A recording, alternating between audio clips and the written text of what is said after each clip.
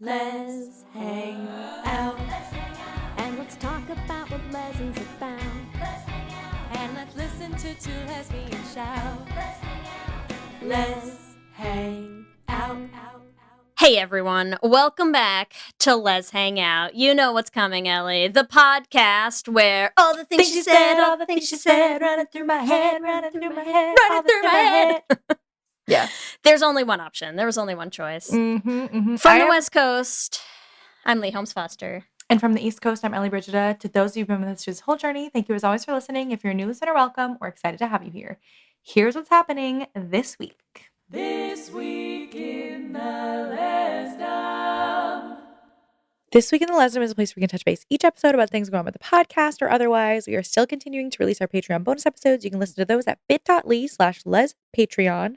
In the greater Les universe, there's a new study from the British Journal of Sports Medicine that just came out that said that trans athletes have no physical advantage in sports, which is taking away the fairness argument from the conservative right about banning trans women from sports. So I doubt that they will listen to facts and figures, but it's one more study that proves that it's not about fairness and it's about bigotry. So we love to see it. Maybe it'll change people's minds. At least people are doing something to combat bad information. Also, the Winter Olympics has more than 40 gay women and trans athletes, including the first out lesbian figure skater, which is really exciting. So many gays at the Winter Olympics. Things are going to get real Shane and Ilya over there. Also, could not do it this week in the Lesbian without talking about the Bad Bunny halftime show. It was so amazing. Such a beautiful display of love and joy as an act of resistance. Lots of queer rep as well with Lady Gaga, Ricky Martin, and those two gay dancers that I know we all saw and we loved. So big fan of the Bad Bunny halftime show. Hope you all tuned in. That's what's happening this week. Back to you, Ellie and Leigh. Thanks, Ellie and Leigh. We are so excited to bring you episode 12 of season 9, the one everyone's been waiting for. It's Heated Rivalry time. Two lesbians talk about two gay boys. I mean, more than two Four gay boys. Yes, all the gay boys. You've been waiting so patiently, Ellie. How are you feeling? I'm so excited. Ready? I'm like, ready. It's here? I'm proud of you, I would like to say. I said, Leigh, watch Heated Rivalry. And how many weeks has it been? 2? Not many. And part of that was prompted by the fact that I realized my HBO Max subscription was ending a week after you asked that. So we watched it in 6 straight nights. Are you proud of me? I'm so proud of you. And truthfully, it would have been shorter if Kelsey had had her way, because I want you to know that we created a feral creature. Because she loves Heated Rivalry so much. In my wife. She's obsessed. She's like, and literally we finished episode 5, and like, I don't blame her, but we finished episode 5. It's like 9:30 p.m. and she was like, we could just watch the finale. And I was like, okay. I also feel like we should go to bed because it's like we need to still like do all the dishes and clean up and like get everything ready. So probably we shouldn't. We did make good choices, but it was real touch and go there for a while. So wow. I love how like your potential bad choice would be staying up after 9:30. It's not staying up after 9:30. It's that if we don't stand up and do all the shit we have to do at 9:30, we will not get in bed before like 11-ish. Yes, and valid, it's already valid. just like gonna be a mistake. So valid. Yeah, well, I'm glad that you watched it. And I'm glad that you watched something that Kelsey also enjoyed, because I feel like, you know, sometimes we have to watch things that like, and you're like, I'm so sorry. She suffers a lot for this podcast, and I really feel like I probably made up for all of that stuff. Like 9 seasons worth of suffering, I think, was in wiped this clean series. That's good. On the ledger by Heated Rivalry alone. Great. So, we love that for you and your wife. Truly amazing. So Leigh, we can dive in. Should we do IMDb synopsis and then we can do our experience? I would love to do that. The IMDb synopsis for the flawless smash hit taking over the world show, Heated Rivalry, is as follows. 2 rival hockey stars at the top of their game face an unexpected challenge when they develop feelings for each other, complicating their careers and the sport's expectations. All right, feelings we can get into. Yeah. I feel like that's real jumping the gun a little bit. Physical sensations, maybe, but I don't know about like emotions. If you had to write your own synopsis for Heated Rivalry, Ellie, what would it be? These boys be fucking. So true. That's what I watched. So true. Mm-hmm. How about hockey boys be fucking? These hockey I think boys is, be fucking. is how you make it, more topical for IMDb. Yeah. So that people know what they're getting into. Yeah. You don't want people to get into it and then be like, oh my God, I hate hockey. Yes, because that too much hockey. Yeah. So much hockey. I did see.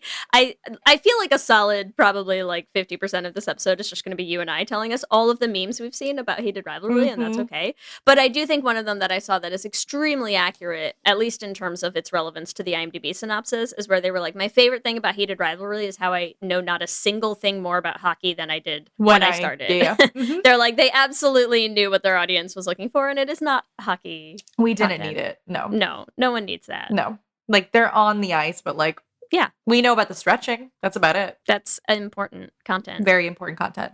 Leigh, what about you? What's your IMDb synopsis? Okay, I think my IMDb synopsis, in the way that we typically pitch our own synopses, which is like, if you had to elevator pitch to someone watching this show, like, how would that go? And I can tell you, I know exactly what it sounds like, actually, from having done it numerous times over the last week and a half, which is like, oh my God, have you watched Heated Rivalry? What is wrong with you? Please watch Heated Rivalry so that we can talk about Heated Rivalry now. That's the synopsis. You don't even need to know what the show's about. It doesn't matter. Just watch it. Just watch it. I just need you to watch it because I don't know what else to talk about, actually. So, well, I'm glad we have all of the time in front of microphones to talk. Thank God. Leah, I mean, in the context of like queer media, where is Heated Rivalry versus Hunting Wives for you?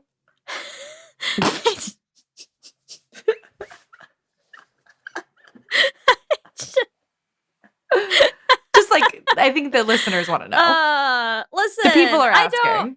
I don't wanna be mean to Hunting Wives, but like, I mean, I would watch this show on repeat a million times before watching Hunting Wives again, probably. That's okay. Here we are. So let's dive in, because in our 2020 chicks, so in our 2026, 2025 wrap up video. Sure.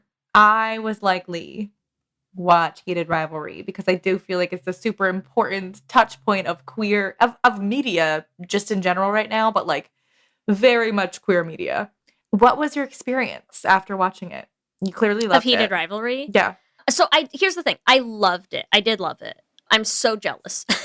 Yeah. I'm almost more angry. I think I'm more angry than I was when we talked about it last time. I knew you would be. Yeah, because we were talking. You were like, I wish that we had something like this, and you didn't even know what it was. No, exactly. Yeah. And now I'm filled with sort of like equal parts just undying love and devotion to these two gay boys. Mm-hmm. And also I want to punch them. I want to slap their dumb gay faces. Yep. And be like, where are my lesbians? Mm-hmm. Where's this? Well, I find it funny. There's also been people talking online like that Heated Rivalry, which I don't know. Actually, this might be a good debate for me and you to have. They said that Heated Rivalry is gay boys written by lesbians. I mean, yes. And I found that to be interesting because I felt like maybe the cottage episode is, but I felt the rest of it was like, I don't know. I'm like, I don't feel like lesbians just like look at each other and are like, meet me in my hotel room and then start like fucking and then are like, okay, bye. Yeah. Like the gay culture of the like, I fucked you and I have no feelings. Yeah. I feel like at the beginning and then I feel like towards the end, which is actually funny because to me, by the end, I was like, oh, this isn't realistic. But like, because I was like, this is gay boys. Yeah. And like for lesbians, sure, I buy this story. So it's an interesting take. Here is one thing that I do think is interesting because one, it is gay boys written by a woman, right? I mean, in a general sense, like the author of the books is a woman. I don't think she has publicly claimed any queer sexuality. She's married with a husband and kids. So she has made no official statement that I could find about her sexuality.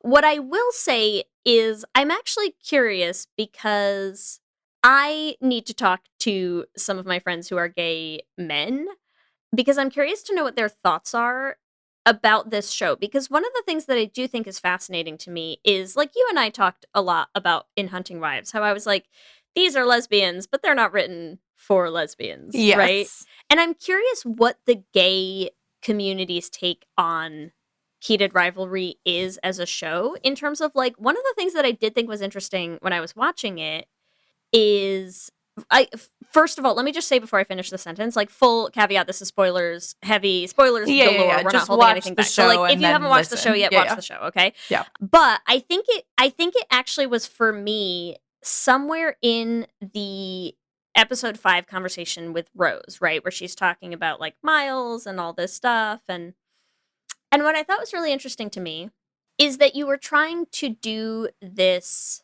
like, Shane was still trying to do this, like, plausible deniability of, like, oh, is Miles gay? Like, I Yeah, don't like, I even didn't notice that notice. stuff, right? Yeah. And there was something about when I was watching that scene that was really, it brought up this thought that I haven't been able to get off of since, which is there's something really interesting to me about this huge movement behind these horny gay boys Mhm. who are not queer. Yes. In the sense of, like, they don't have queer identities, they don't have queer communities, they don't have, like, do you know what I mean? It's like there's this weird thing for me that's happening where there's, like, this huge groundswell of, like, pride around the story, Mhm. but in the story, I'm like, these are characters who I would say are, like, gay in their sexuality, but not in their own identities, because they, and, like, granted, because they haven't gotten to be, like, absolutely, I mean, we can talk about that. I just Yeah. thought that was interesting, because I was like, again, I don't think the sexuality of the author doesn't much matter if Rachel Reed is queer or not, because she's not really writing about queer community. she's not really writing about queer community, right? And I was like, that's a really interesting thing to me that I don't know if, like, the straight people, because to be fair, like, this has similar vibes to me as, like, I was saying, it reminds me of, like, the old school, like, OG L Word, where, you know, Yes. where it was like, I feel like straight women were also, like, feral We about that love show. it. Yeah, because And- it's giving, like, even though, like, it is, like, gay boys just, like, aggressively fucking, Yes. it is also giving, like, palatable gays, right? It's Yes. it's like honestly 2 straight male actors, right? Who have, like, neither one. As far as we know, As far as we yes. know. Yes. 2 straight male actors. They're, like, both conventionally attractive. Like women can fantasize about them and also watch them and root for them. Yeah. But I think that's interesting. I hadn't really thought about it, about, like, how there's not that much queer community. But I think that's also, like, sort of the point, right? Is because, like, all of them are in the closet. So, like, how could they be in queer community? Because they're fully Right. closeted. I do find it interesting because I feel like one of the things I found an article that is from out.com saying why the Heated Rivalry show understands gay men better than the book, because the book was written by a straight woman, but it was written and directed by a gay man, Mm-hmm. which makes sense to me because I do feel like it's funny. Like, in watching the first few episodes, I was like, this is gay man culture. I don't know. The like, anonymous sex of it all. Yeah. I feel like the, like, sex first, feelings later is, like, a very gay man thing. That, yes, I agree. But I also think that's such a common Lesbians don't do that. romance thing. Well, but see, this is where I'm going to disagree, because I think that is a not uncommon just romance trope, like trope of the genre. That feels correct to me no matter who you're talking about. Like, sex first, feelings last. But I think, like, yeah. Of that trope, like, right? Like, it's not Yeah, but every I feel romance like it's, book, like, but I the think it's common enough way- that to me it doesn't feel like it has to be innately tied to just gay men. Like, I have read plenty of lesbian romance novels that are exactly the same, right? where they, like, literally look at each other and then they're like, we're having sex. There's no lead up. There's no talking. There's no communication before the sex. No, maybe not. Maybe you're right. Yeah, like, I feel like, to me, it's like the grinder kind of vibe of it all, where it is, like, very transactional. Yeah. And I think you're right, like, but I do think that has a, from my understanding, of the gay men. I feel like it's very gay man. From what we read on the internet, right? Yeah. Yes. No, yeah, I guess that's fair, but it did seem interesting to me that it's like I don't know. I don't know where it lands. This is why it's always good when we have these episodes, Ellie, because I need to figure out all my thoughts. There's too many thoughts. And I think one of the things that jumped out to me is that I feel like there's always this thing about the cultural discourse around queer people and around where people land around stuff, where I feel like it's always just like, I mean, they can live their lives, but I don't want their sexuality like pushed in my face. And I'm like, meanwhile, here's a show where there's like literally no queer identity to latch onto. It's just them fucking, and like the And people straights are crazy. Yeah. No, the straights are like, more gay fucking, please. Like, please show me that back arch. Please, like, yes, and take him to Pound Town. I just want a good dicking down by these gay boys. Woo! And I'm like, something got lost here in translation. And I'm like, I'm missing the through line of that making sense, because I'm like, if someone was watching and they were like, I just don't see why they have to have their little rainbow hockey sticks and their little I feel like I almost, I don't know, that would make more sense to me than this, where it's just like, I just want to watch these two dudes' sexuality irrelevant, fuck hard in every episode. And I'm like, what? it's funny What's to me. happening? But I also feel like that's why I'm wondering, like, it's funny and interesting that the target demo seems to be like straight women. Yes.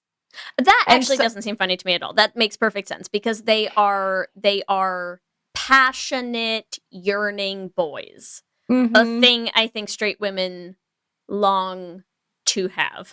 Yes.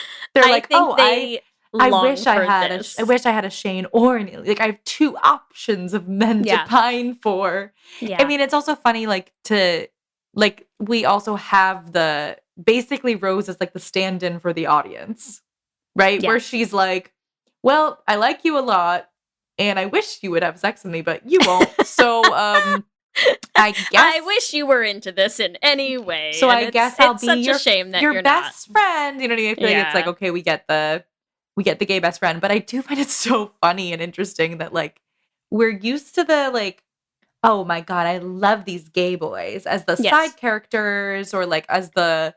It is really interesting to watch. I love these gay boys and I love them fucking. Yeah. It's crazy. And to be fair, who doesn't? Yeah, honestly. Who doesn't? The sex scenes are gold. They're amazing. The sex scenes are incredible. They're great. So, what are you going to do? And here's this is going to loop me back around to my jealousy. Because again, I am a little jealous of the gay boys that it is so possible to make a show where you can get, I mean, granted, sure, it's on HBO Max. I get it. But I'm like, this is one slight camera angle away from porn. It's crazy. It honestly is impressive that we did not see dick. No, I mean, truthfully, some of the scenes I was like, intimacy coordinators for this show, how? Just heap awards upon them. They deserve all of them and more. Make up new awards. Someone start a new award show. The new award show just has a giant trophy that's a dick, and you give it all of the awards go to Heated Rivalry and their intimacy coordinators. They deserve that. They deserve their own category of awards shows just for I don't know what you even call them. The Dickies. You get the Dickie Award, okay? I feel like that exists. It probably exists. If it doesn't exist, someone please do this. I don't know how you invent an awards show, but someone hit us up for ideas, because they deserve all the Dickies. They're just incredible. But here's where I'm, again, a little bit jealous, is I'm like, how did you get away with this? And how would you ever do this with lesbians? How would you make a lesbian show where I'm like, you can't. What? How would you do that? Because it's first of all, what are we gonna? You're gonna have to cover. They're always suspiciously wearing a sports bra. Actually, I guess if you're making a sports show, that would track for lesbians. But yes. I don't know, man. It's just not the same. You know, it's just not. I don't know. I have a hard time imagining that that's gonna get on TV quite as well. I feel mean, like probably it's the L we could word. get. I mean, it's what Well- the sex scenes we got in the L word are the best we're ever gonna get. I don't know that the sex scenes on the L word were as horny as this. Oh, Truthfully, they were not. You know what I will say? Maybe like the Be Still My Heart, like the threesome in like the reboot. Oh yeah, that's a great one. L word, that was pretty good. That was Yeah. pretty good. But even that, I feel like it was. It's I artistic. feel like it was It's just artistic. a little No, less horny than this. You know, we are seeing like it's like quite explicit and graphic. It's like we're not getting the like, and we pan to the ocean that we're used to. No. We Yeah. know exactly what is happening in these scenes. It's quite clear. They opted against panning to the ocean. They opted for just like deep ocean blue lighting of the graphic fucking. Mhm. Zooming in on the buttocks. Yes. Yeah. And yet, I have I mean, listen, truthfully, I prefer these sex scenes to Hunting Wives. I mean, I agree. I prefer these sex scenes They're to great. many sex scenes. I mean, Yeah. they hit. Was not expecting that for myself. I feel like I was Yeah. like, oh, I really enjoy these. And that's surprising, but cool. Yeah. We're learning. I'm like, am I bi now? I don't know. No, because you know what? This has come up because, so here's the thing. So it's like Kelsey is obsessed with the show. We also have a really good friend who's obsessed with the show. And that's like, our group chat has just evolved into like, Yeah. it's nothing but heated rivalry. Good. But we were telling her, because she didn't seem to have seen yet, about the fact that the latest audiobook that came out in the series Mhm. is narrated by the two actors. And because she was like, oh my God, like, what am I going to do now that I've finished the show and rewatched the show? And like, what do I do with my life? And we were like, well, like, did you know you can do the audiobook? It's like read by them. And Kelsey was like, oh my God, like maybe we should do the audiobook. And I was like, I will be fully honest. I think I would enjoy the books less Mm-hmm. because in the show, there is zero dick. There's no dick in this show. Right? Yeah. Like it's not there. It's not, it doesn't exist. Like It might as well be a strap, is what you're saying. Well, it's not even that. It's just like, so the the very stupid joke I made is like, there's a story podcast that our kids listen to, and every episode starts with a little kid recording that just goes like, remember, there's no pictures. You have to imagine the pictures in your minds. And I was Mhm. like, this show is like, you have to imagine the dicks in your minds. And if you Yes. don't want to, You don't have you to. can't make me. Like Yes. in my head, there's no dicks here. I don't see a dick. There's no penis. It doesn't. It's Wow. not there. You know. I And so haven't I was thought like, about- they're just truthfully, Ken dolls. this is actually the peak of like how I would like to interact with men having sex. Like Interesting.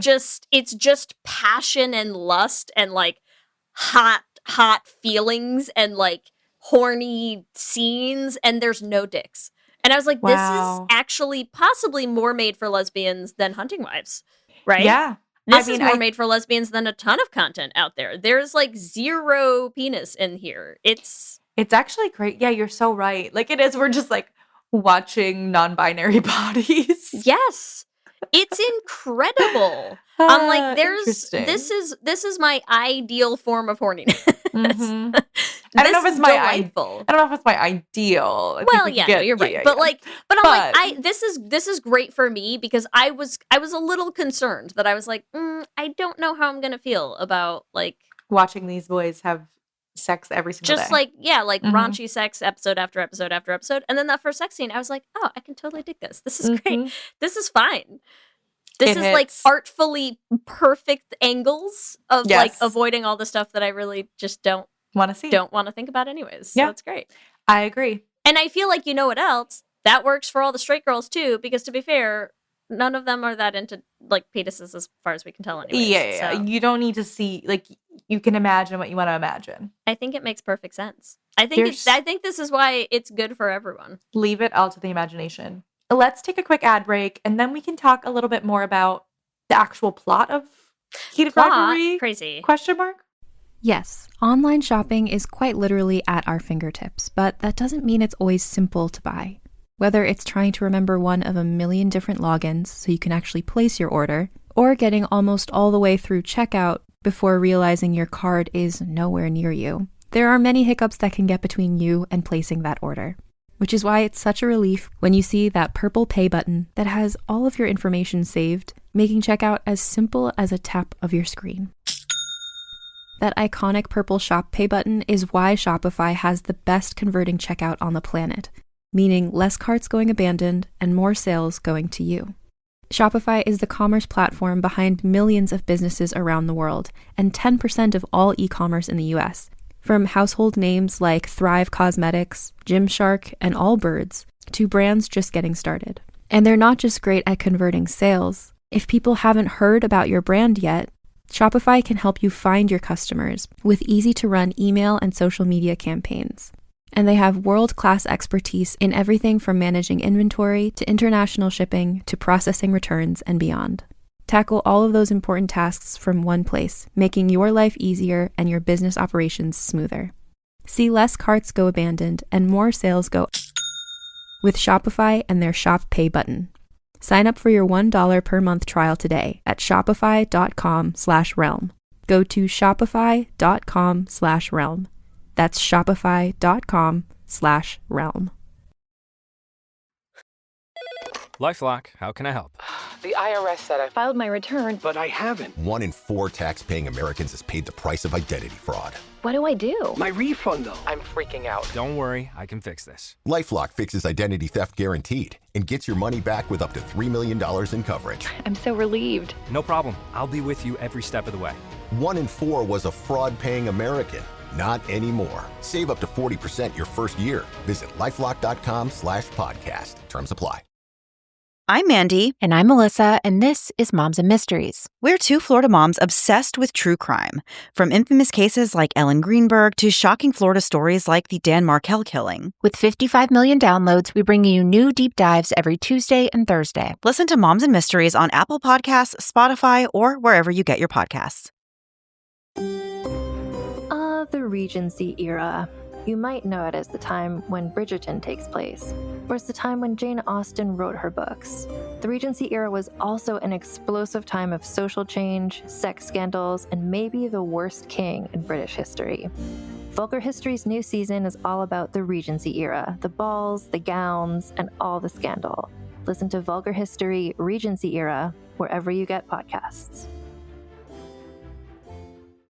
To me, there is no plot. Really? Oh, I disagree so much. No. Okay, here's what I found interesting. So I really do buy the Shane and Ilya of it all. I buy the chemistry 100%. I could not. I feel like everyone's like, oh, the cottage. I hated the cottage. You hated the cottage? Not Ellie, like hated. Are you dead inside? I was bored. Was it because they weren't fucking enough? They Because weren't. Kelsey was Yeah, I mad was like at that too. Yeah, I was like, why are you talking? Like, what is happening here? I feel like there's a perfect encapsulation of, you know, where there's that text where he's like, we didn't even kiss. I feel like that's half the audience watching the last 2 episodes being like, they didn't even fuck. Yes. Yeah. I mean, to be fair, they did have that like crazy scene where he like basically like, is he giving him a blowjob or he gives him a blowjob while he's on the phone? Fucking crazy. Mm-hmm. I think it's more just like, I don't necessarily buy into the two of them as a couple. Like I was like, I like your like secret tryst. You fuck sometimes. Like you clearly have good chemistry. Like I understand that piece of it. It was like I'm his boyfriend now. And I was like, yeah, what the fuck? Like, see, which why? is so funny because I legitimately at the beginning of that episode, I was like, boy, the first time I hear boyfriend in Ilya Rosendahl's accent, I'm gonna lose my mind. Mm-hmm. And then I did. I was so excited. I just like, I don't know. I don't see it. I get that they were like, now it is written for lesbians, right? Because it's like 10 years of yearning. Oh, and yeah. And they're like, okay, we're together now. But to me, the payoff was like confusing. I was like, I don't know. I liked them better in the tension. Here's my only complaint about it's like I get it and I'm glad that they made it and I'm glad that it exists. They needed more episodes because I agree. I think pacing. It just didn't feel like it made any sense. Pacing was hard. Yeah, like it pacing didn't feel was hard for me in this sense. show. Yeah, yeah. Like No, they needed more time because I think the first 2 episodes, it's so weirdly rushed through so much time. Mm-hmm.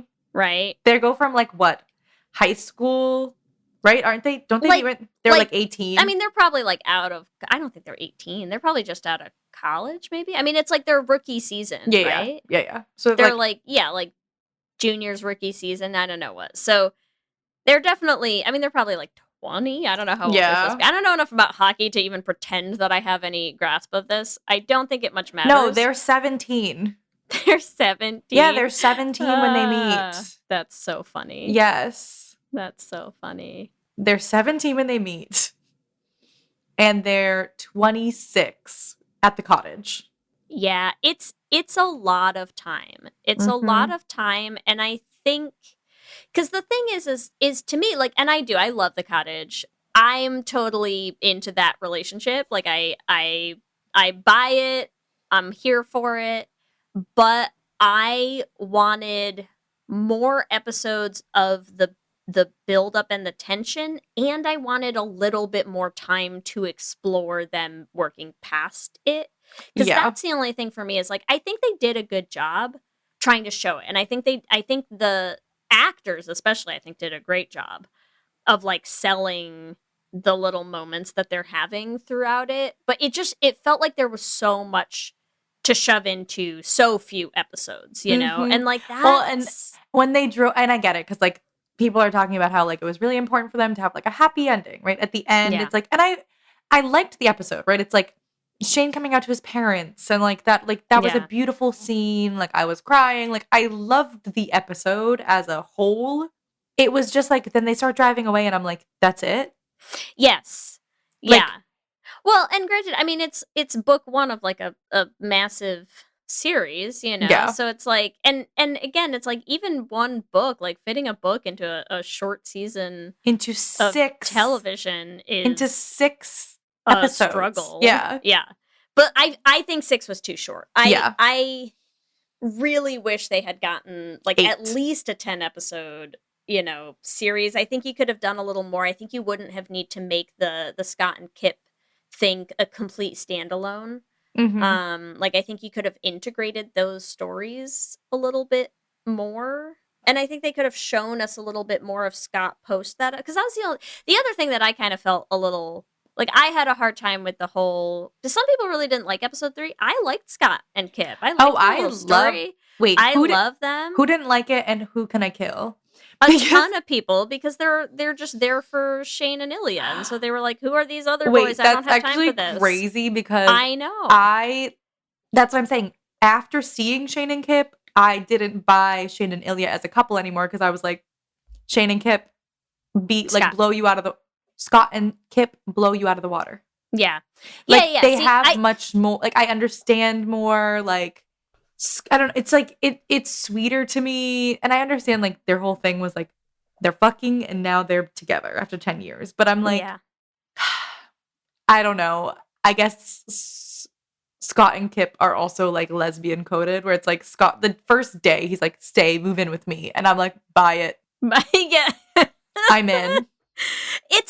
And also here's the other thing that to me, because I don't think it like crystallized in my head until I watched the Rose conversation. Like that's where I really first kind of got what was happening, I think, in my brain. But looking back, I think it's also why like I loved the Scott Kip episode, because to me these were two queer characters. Like Kip is queer, he's gay, his community is gay, right? Like he knows who he is, and Scott, you can tell, knows but is just hiding it, right? Like he knows, and he knows that he can't have this yet, and he has thought through, he has this whole plan of like, I can't do this yet, like, but he knows how to hit on a guy, and he knows how to tell a guy's into him, and he knows how to sort of like navigate those conversations. Like, you know, I think what's funny is like it took me a little bit when you first meet Scott, and I was like, I think literally I made some comment to Kelsey where I was like, wow, I don't know, he's like a little too good at flirting with this for like a dude who doesn't realize he's gay. And she was like, no, I think he's supposed to know he's gay. And I was like, oh yes. I've just been watching like, you know, the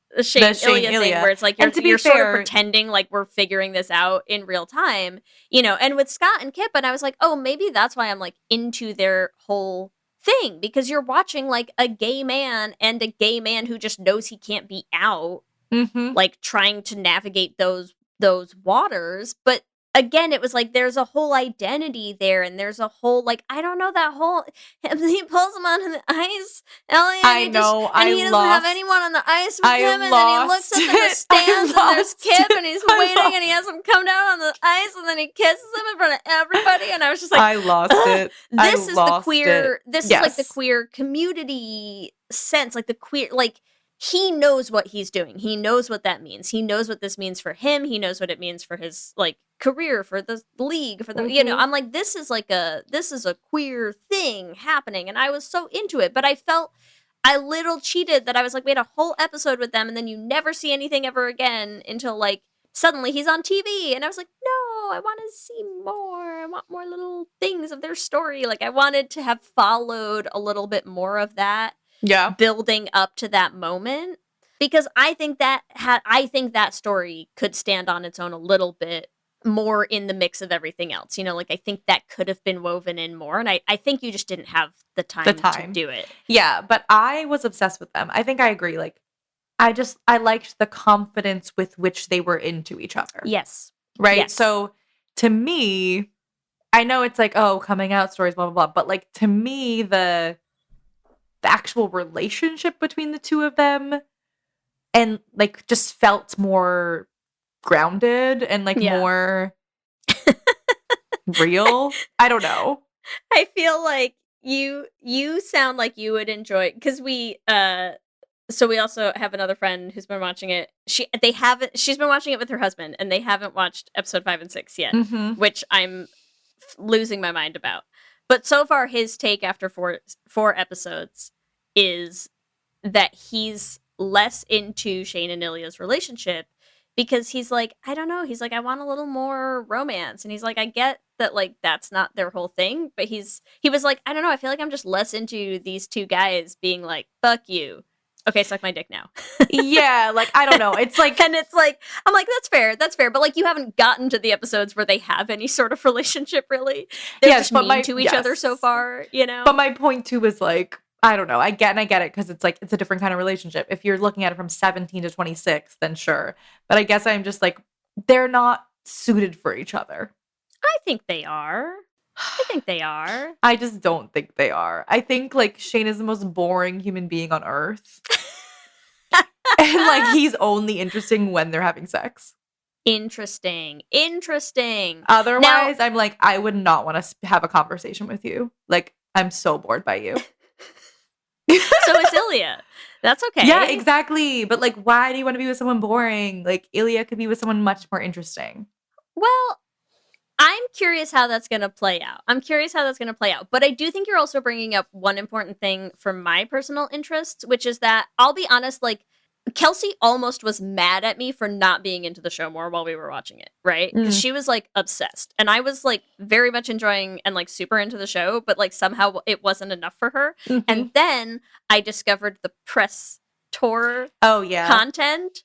And here's what I am obsessed with. I am obsessed with the actor who plays Shane. Yes. And the fact that he is the world's biggest chaos gremlin that I've ever seen in my life. That man is unhinged. That man cannot and should not be contained. He's crazy. Yes. He's crazy. And I actually appreciated Shane's character a lot more, I think, after seeing how crazy Hudson Williams is. Oh yeah, he's a person. Unhinged. He's unhinged. He's if you have not watched the Teen Vogue interview with the two of them, like, do yourself a favor, carve out, I don't know, like 20 minutes and watch the whole thing, because that man is fully just wild. And I love him. But what I do think is interesting is, like, I feel like his performance, like, read as wooden the first time, like, watching it through, where I just think I assumed, like, oh, I don't know, it's like, yeah, I feel like he could have done more with it. And I actually think that was him doing a whole lot. And I've seen a whole lot of discussion of how, like, the author has confirmed that, like, she wrote Shane as, like, a character who's on the spectrum. And there's a lot of, I think, really intentional choices that go into, like, what he does and how he conveys that don't necessarily make the character, I think, more less boring. Mm-hmm. But I don't think he's intended to be, you know? And I think that there's like, I don't know. I always think there's something really cute when you have a character like Ilya who gives off this whole like, I'm a party boy, I'm drinking, I'm fucking, I'm out with the ladies, I'm at the club, I'm doing shots. And like really all he actually wants is to just like sit at home on a couch with his boring boyfriend. Yeah. I think you're lying that doesn't work for you. It does, Ellie. It does work for you. I guess. I just don't. Give these gay boys a chance, Ellie. We'll see how season 2 pans out. I just feel I was just so bored with the cottage. I was like, I get it. Now you're like processing your feelings or talking about your trauma. Yeah. I should like this as a queer woman. And also you set me up for like so much sex that I was then like disappointed. No. There should have been more sex. I mean, I think we're all in agreement that like, why didn't they fuck more in episode 5 and 6? Everyone's on board. Here's what I do think though. I am really curious to see if this is all the setup to like season 2 now, because I actually found I think the most endearing thing about Shane at the cottage is just how he's like, okay, so I have this whole plan. It's a 10-year plan. We're going to open a foundation. Yes. We're going to start a charity. And then you and I can like maybe occasionally be seen talking. And we're going to like establish that we are friends and like all this stuff. Mm-hmm. And you just know that he is going to have this like, here's the plan. And I have the plan. And the plan goes forward this many years. And there's a bullet point. And step 1 is this. And then in 3 months, we can be seen together again at a meeting briefly. And then next fall, right? Yes. And meanwhile, Ilya is going to be like trying to fuck that man in every room, every bathroom, every office, every they're getting they cannot stay in the closet. Like you are not. They cannot stay in the closet. He's gonna be feral and crazy, and I feel like what you're gonna start seeing is a little bit more of the like in that way that the black cat golden retriever relationships work for us. I feel like you're gonna start seeing a little bit more of that energy between the two of them, and I feel like that will. That's what I'm hoping for. Yes. That's what I think is going to work. I'm saying this knowing that other books exist and I have not read them, and nobody's allowed to correct me. My feelings are what they are. Yes. I forget because I watched this a little bit later or earlier than you. At the end of the cottage, have they decided to come out or they decided to start the foundation? Because I feel like his mom was like, oh, when you come out, like we're going to use, the brands are going to love this. Which is also like fucking hilarious. I literally the second we met the mother, I was like, this woman is going to have the most insane deals lined up for him when she's like trying to push them out of the closet, and it's going to be great. Mm-hmm.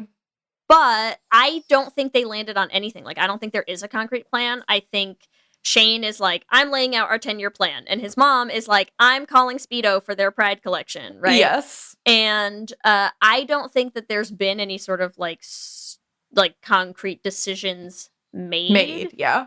But I feel like whatever they plan isn't going to be what happens anyways, so... Yeah, so we'll see the chaos that ensues. That's what I'm here for. Let's talk a little bit about the parents while we're here. First of all, the dad walking in on them in, like, being so horny. I fully thought that man was going to walk in on them fucking, like, crazy amounts. I thought that man was going to get a whole eye full of his son bottoming. And truthfully, I think this is the best This is the best case scenario for this man. Yeah.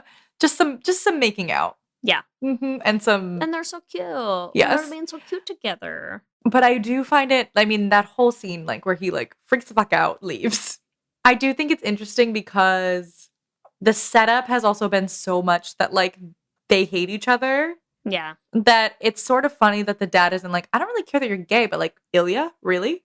Yeah. This man? Don't we hate him? Don't we? Yeah, Isn't like, he kind of a dick? Yeah. Like, didn't your mom like, oh, say to fuck him up the ass and we didn't mean literally? Like, yeah, exactly. So I feel like that, like, dynamic is sort of funny and interesting. And I like that they didn't go in a direction that was like, his parents are going to disown him for this. Obviously, there's so much societal pressure, like, from the hockey league as a whole, that to add it on from his parents, I think would have been, like, homophobic. 100%. And I also think, like, it is one of the things where I will say, in terms of why I think this show appeals so much to lesbians, bisexuals, gay, like, everyone, I think, across the queer community, is I think again, like, I think these are very, like, yeah, almost diet-coded characters, right? Of, like, the yearning, the like, move in together immediately, like, all this stuff. But I also think that there's just something so wholesome and, like, very for the gays about about just the parents in general on this show. Like, Ilya's dad aside, right? But I just feel like I've seen so many things where people are like, I feel like a full season of, like, Kip's dad could heal the world. You know? Like, Kip's dad is incredible, and what a balm for the queer soul to just have this extremely openly loving, affectionate, supportive father, right? Like, in Kip's dad, and then watching that whole scene with Shane's mom where you're just like, wrecked me. I mean, It's like, I'm sorry. okay. She's like, what the fuck? I'm sorry that you could, like, you know, it's like she's taking responsibility for all of that. Like, she takes it all off her son. And I feel like that is, like, those scenes and those characters, like, those moments just feel like a gift to gays everywhere. You know, is like, it's not just romance as a genre of, like, and they're happy endings, which, like, yes, that's why romance is so popular. This is why it is, like, one of the most popular genres of literature in the world. Like, because sometimes you just want that. You want that safety. You want that guarantee. But I feel like to also have that encompass the parental situations that are coming up was just like, ugh. It's just, I feel like it's still so common, even in so much of the media that we get for like, queer shows and stuff, that it's like, oh, like, it's a good thing that I met you and we fell in love, because, like, now my family disowned me, and now my parents won't talk to me, and now I don't have a family anymore. I have my found family, you know? But the fact that they just get to have all of it, I was like, okay, that's fine. Yeah, I'm like, sort of. Because I'm like, Ilya definitely has got some shit. But you know that Ilya is going to have, like, Shane's parents are about to, like, adopt the fuck out of that boy. Oh, yeah, because dollar signs right there for the mom, too. No, but I just mean, like, you just know that they are gonna all of a sudden realize that they have this just, like, small, abandoned, like, unloved child who loves their son so much. And I'm like, you cannot convince me, once again, haven't read the books, nobody tell me I'm wrong. You cannot convince me that they are not just going to, like, immediately take him under their wing and just be like, you're ours now, you know? And I'm like, it's gonna wreck me. It's just gonna, I know. It's gonna be too much. It's gonna be too much. It's gonna be some good shit. Yeah, also, I do feel like and then they better fuck. Yeah. Like, please. Stop being so cute. I'm over it. Stop being so cute and, like, fuck more, okay? Yes, please. It is also crazy the actor who plays Ilya is, like, fully from Texas. I swear to God, I could not believe that he did not speak Russian. Like, because literally at one point when we were watching it, and I was like, wow, I think it was after he did that whole monologue, and I was like, it's so cool that they, like, found some, like, you know, Russian speaking actor out of nowhere to, like, come and do this role. Like, that's so cool. How does that man not speak any Russian? How does he, what? Yep. What are you even talking about? That's crazy.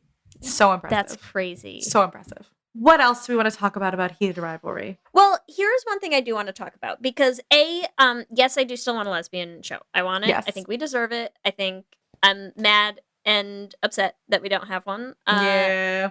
But the one thing that I did think was interesting is, like, I have seen a lot of things where people are talking about just, like, the importance of a show like this, you know? And one thing that I do think, as much as I'm jealous and I want it, like, I do think that there is something to be said for the fact that, you know, I've seen so many things where people are like, oh my God, like, why aren't we talking about, like, these basketball wives, or, like, these, like, hockey wives, you know, or, like, these whatever. And the thing is like, in the reality of the world right now, right?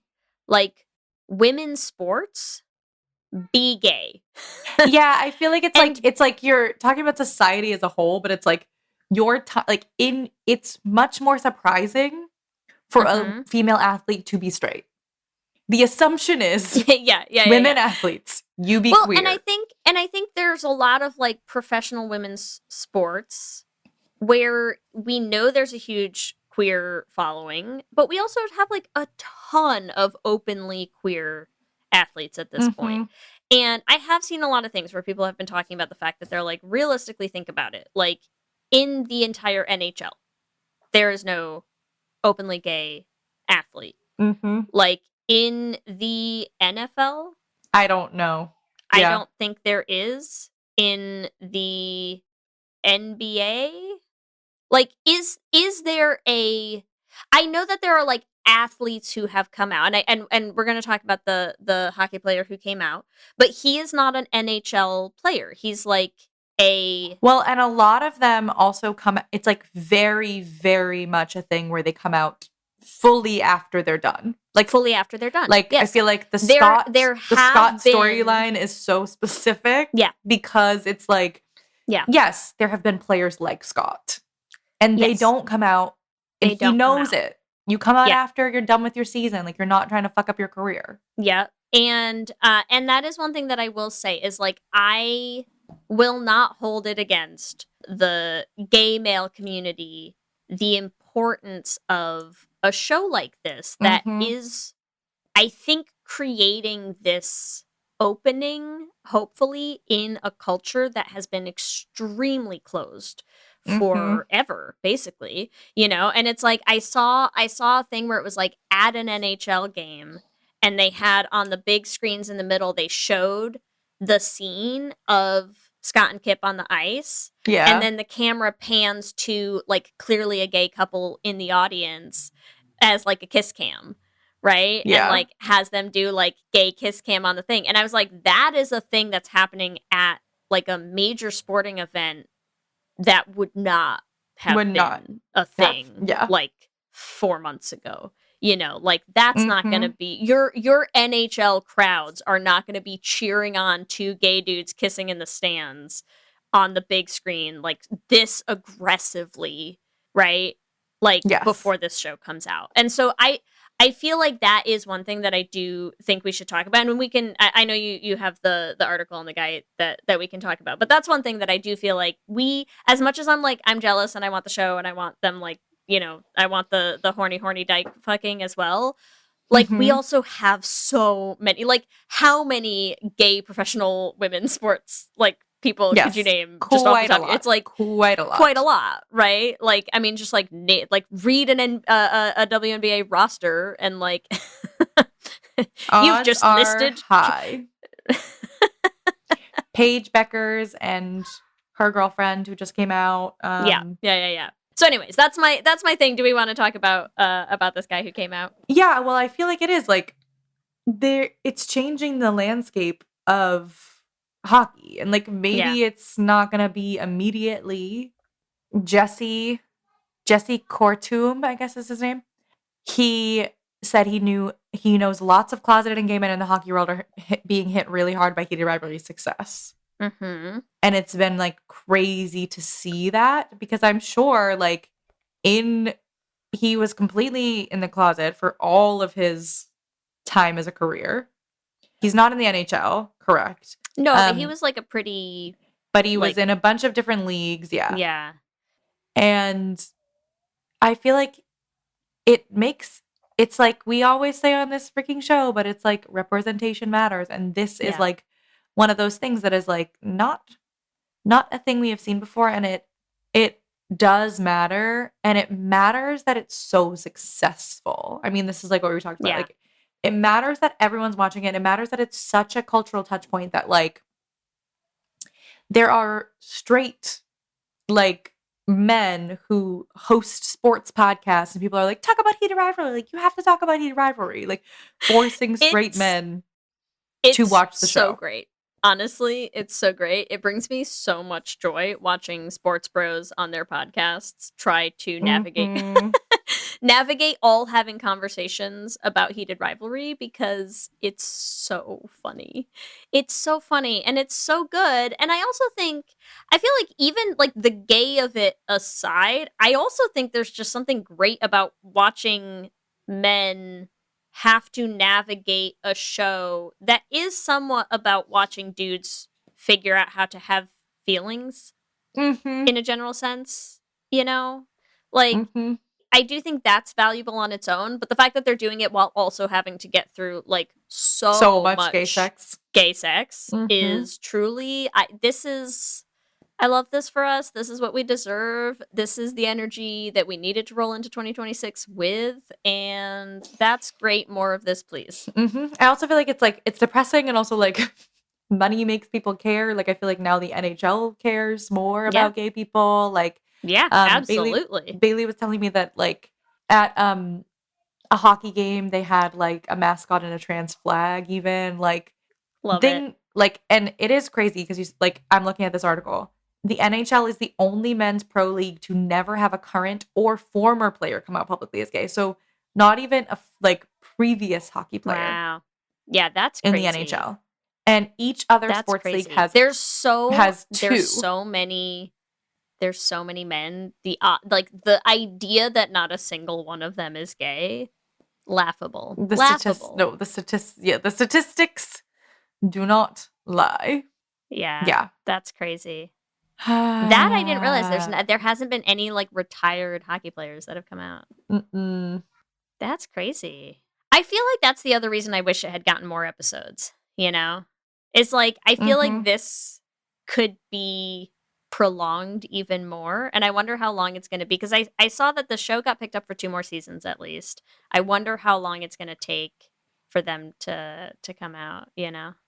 Yeah, I mean, it's like it doesn't happen overnight, and it's like just because people like the show doesn't mean that people in the locker rooms aren't going to be feeding the shit out of them. Absolutely. I mean, it's not going to change the whole culture immediately, but I do feel like it is. I think it's bringing up a lot of things, a lot of discussion, a lot of awareness, you know, and I think it's like, I mean, again, I think there are just things sometimes about. I love any media that is queer media that gets straight people on board with like rooting for queer characters, rooting for queer romance, empathizing with queer pain, empathizing with queer love. Like that's exactly what we need, right? Like that's why representation matters. It's not just like, yes, there's the part of it that is like queer people need to see ourselves represented. That's a huge part of it. But there's also the piece of it where it's like we all know how to empathize, root for, find things that resonate for us in straight stories because we've done it our entire lives. And that's what most of the stuff is, you know? But like, we also need it to go the other way. You need to see straight people engaging with media like this, even if it is just because they want to watch the horny gay boys fuck. That's good enough. That's a good start. Get them in the door and then they'll figure it out. I found another article too, because it is like, it's interesting and also sad. In 2013, Jason Collins was the first out NBA player to ever come out while playing in the league. And then basically the next year, one other person came out in the NFL, and then he was released before the season began. Who knows why? Yeah. Someone else came out 7 years later. Wow. That's crazy. And then got released, picked up by another team, and retired the following year. And that's it. So it is also like, okay, you could say that they're not as good athletes. Like these particular, you know what I mean? We're not seeing the Tom Brady's of the world come out of the closet. Like no, the people who are coming out are like, we haven't seen a Shane or an Ilya. We haven't seen the like star player of the, so it's like, you could argue like, oh, they were lower down on the roster. Like they were going to get released anyways, but would they be? Like, I don't know. It's hard to see if like, maybe they just get pushed out because they're gay, or they're pushed out because they're not the top of the roster. But like, I don't think that it's a coincidence. Yeah. Well, so it's here's hoping. Here's what I have to say. Let's hope that there starts, I mean, even if it's just like starts the small little ball rolling at the top of the hill, you know, is I hope it does sort of lead to some changes of the type that I do think that like we probably do like even at this point take a little bit for granted, you know, like the representation of queer athletes who are like women who are professional athletes. Like I feel like it has really highlighted, I think, that discrepancy pretty strongly, and I think shown that like there is like possibility there, you know. Yes. The women yearn for the horny gay athletes. Boys. Yes. Come out wherever you are.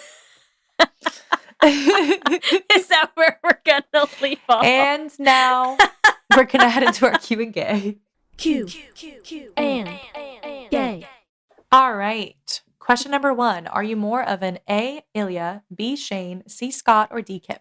Oh, that's a good question. I feel like I'm probably more of a Kip. Who are we kidding? I see that. What do for you think, Ellie? What are you? I feel like maybe a little bit of Ilya and Scott combo. Fair enough. Yeah. Okay, question 2, Ellie. This is gonna be tough. Pick your favorite Ilya quote out of A, you are homeless, B, I'd read the New Yorker now, C, okay, not great, probably bad, or D, I'm coming to the cottage. It's gotta be D, I'm coming to the cottage, even though that episode did not do it for me. It's so good though. It's so good. The other day we were having a birthday party for my cousin at my grandfather's, and we were talking about Heated Rivalry, like the younger group of people there, and then all of a sudden my mom goes, I'm coming to the cottage. Amazing. I was like, I love that for you, because my straight sister made my mom watch Heated Rivalry, which makes me laugh. Love. All right, question 3. Who's the best wing woman of the series? A, Svetlana, B, Elena, C, Maria, or D, Rose? Listen, it's not just because I'm the big Yellow Jackets fan that I am, but I gotta go with Rose. I really think Rose really held it down for the, you know, rooting for those gay boys contingent. She really did. The theater girl who always falls for the gay, that was honestly iconic.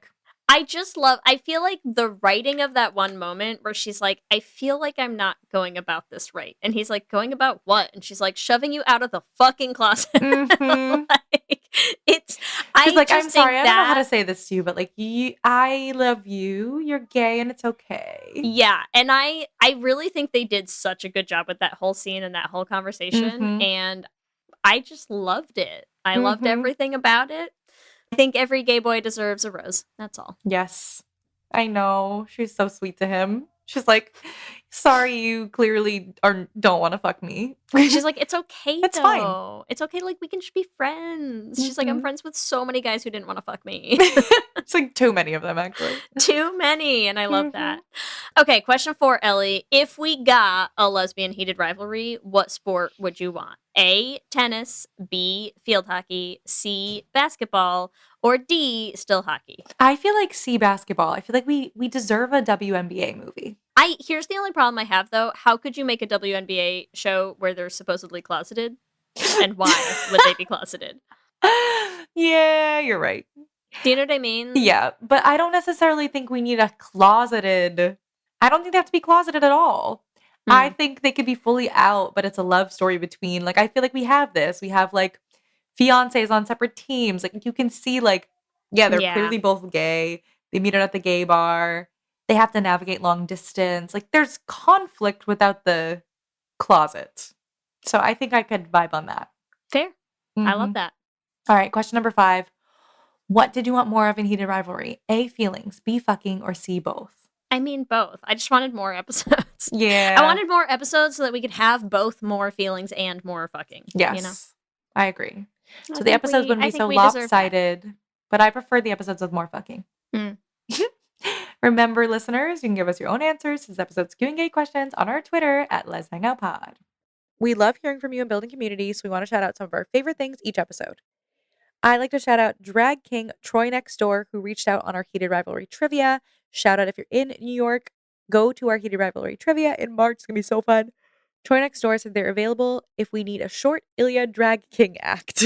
So love to see it. New York just has everything. As always, we want to thank our Lesbian Jesus patrons. As always, we want to thank our Lesbian Jesus patrons, Mark Foster, Lizette Stye, Adi Benitez, Sophia Phillips, and Armani Gucci. And our King Princess patrons, Amy and Ellen. And Andrea Doucette. Thank you all so much. We could not keep making this show without your support and the support of all of our patrons. Remember, you can also find us on all the social medias, Instagram, Facebook, Blue Sky, and TikTok at Lez Hang Out Pod. You can email us at lezhangoutpod@gmail.com. You can check out our website at lezhangoutpod.com. Whatever app you use to listen to podcasts, make sure that you subscribe. That way you'll be the first to know when new episodes go up. We also post videos on our YouTube channel, so make sure you subscribe at youtube.com/lezhangoutpod to catch them. Lez Hang Out is an independently produced show hosted by us with audio production by Ellie. Our production assistant is Krista Murison, and other podcasting shenanigans are done by me. If you want to support the podcast, the easiest and freest way to do that is to rate and review us on iTunes or wherever you listen to our podcast. We love to hear what you have to say. If you want to help support us financially, you can join our Patreon. You get access to our Patreon bonus episodes. You get access to our Discord chat. You can find that at bit.ly/lespatreon. If you want to get some Lez Hang Out merch, it's never a bad time to get a shirt that says you're gay. You can get that at bit.ly/lesmerch. Remember, we also have a queer production company making queer podcast musicals with guaranteed happy endings. You can find us everywhere at Dollar Bean Prod. Or at our website, dollarbeanproductions.com. You can check out our first two shows, The Flame and Journey to the Heart, on any podcasting app. If you want to help supporting us and making more musicals, you can join our Patreon at bit.ly/dollarbeanpatreon.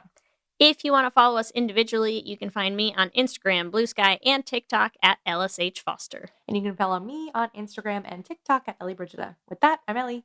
And I'm Leigh. And let's hang out again soon. Let's hang out. Oh, please, not that music. That music gives me nightmares from my childhood. Could we get something a little bit lighter, some lighter music here? Are you a fan of true crime TV shows? And what about Unsolved Mysteries, the show that jump-started all of our love of true crime?